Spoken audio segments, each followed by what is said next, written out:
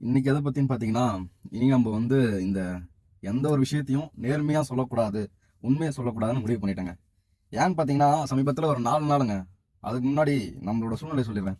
என்னன்னு பாத்தீங்கன்னா, நம்ம இன்னைக்கு வேலை செஞ்சா தான் நாளைக்கு சாப்பிட முடியும். அந்த மாரி ஒரு நார்மல் மிடில் கிளாஸ் ஃபேமிலில இருந்து தான் நம்மளும் வந்திருக்கோம். ஸோ, அதனால இப்ப நான் நாளைக்கு வண்டி ஓட்டணும்னா, நாளைக்கு சாப்பிடணும்னா இன்னைக்கு நான் வண்டி ஓட்டியாகணும். அந்த நிலைமையில இருக்கேன். இப்போ நான் இந்த பிரச்சனையில இந்த அந்த ஆப் பேர் கூட சொல்ல விரும்பல. எந்த ஆப் பேரும் சொல்ல விரும்பல. அதுலருந்து நடக்கிற விஷயத்தையும், அது தப்பையும் நம்ம டைரக்ட்டா சொல்லும்போது, இந்த படத்துல பார்க்குற மாரி டைரக்ட்டா அடிக்காம, இப்ப என்ன பத்தி இந்த தலைவர பத்தி தப்பா சொல்றியா? உன் வீட்ல தண்ணி கட் பண்ண போறேன்.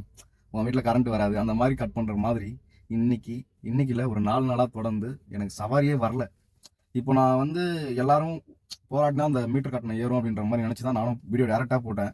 இன்னைக்கு பார்த்தோன்னா 4 நாளா ஒரு சவாரி கூட வரல. ஒரு நாளைக்கு எனக்கு மொத்தமாவே 9 மணி நேரம் லாகின்ல இருக்கேன். எனக்கு மொத்த சவாரி எவ்வளோ வருதுன்னு பார்த்தீங்கன்னா, ரூ. 400. அந்த ரூ. 400 வச்சு நான் வண்டி கேஸ் போடுவேனா, இல்ல நான் என் குடும்பத்துக்கு நான் பார்ப்பேனா, இல்ல நான் என்னதான் பண்ணுவேன்? என் சாப்பாடு கூட இங்க சென்னையில இப்ப நான் சாப்பிடணும்னா ரூ. 150லேருந்து ரூ. 200 வரைக்கும் ஆகுது. அப்படின்னும்போது நான் என்ன பண்றது? அதனால நான் இனி அந்த வீடியோவே நான் போட விரும்பல. இந்த உண்மை சம்பவத்த நான் இவ்வளோ சம்பாதிக்கிறேன், இவ்வளோ போறேன்.